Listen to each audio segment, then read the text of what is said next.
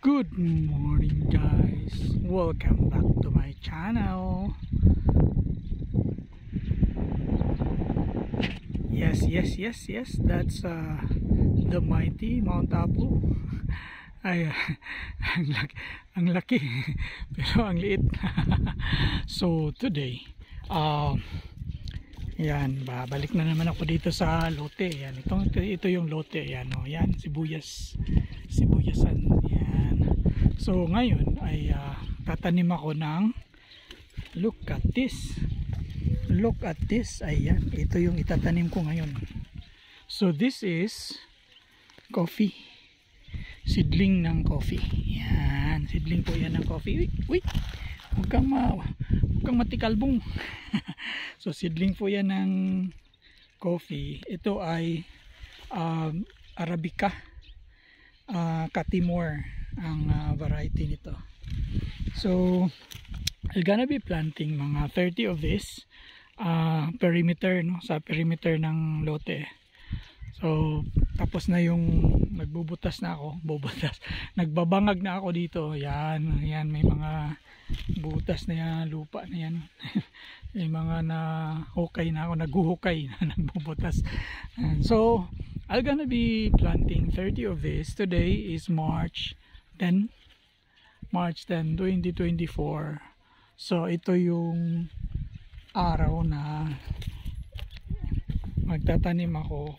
For the longest time hindi ako nakapagtanim ng coffee. I remember the last time I planted coffee was when I was siguro mga 7-8 years old, 9 maybe mga 9 years old.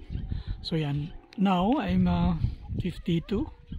So tatanim na naman ako ng coffee. Ayan. So ang idea nito is kahit na may bahay na dito, magtatayo kami ng maliit na bahay, ang mga periphery niya na area ay may mga kape. So in the future, kung mabubuhay ito mga kape na to, I will be drinking my own coffee. Ayan. So galing sa aking mga tanim. So this is the location ng aming maliit na lote. Ito, so this is a vegetable farming community. Yan, daming mga vegetables. Kaya wala mga malalaking dyan kasi vegetable farms yan. So ito yung kapitbahay So good luck to me. I'm gonna be monitoring kung gaano ka bilis ang pag grow nitong mga kape na to. So here we go.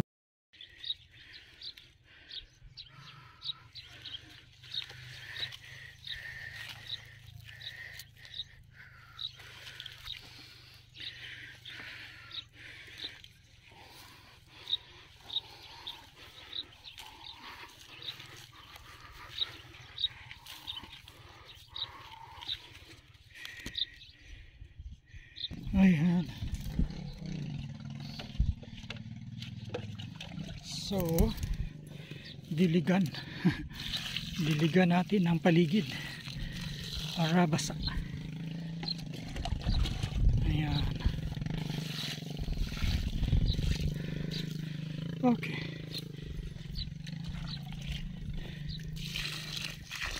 Ayan. Good luck.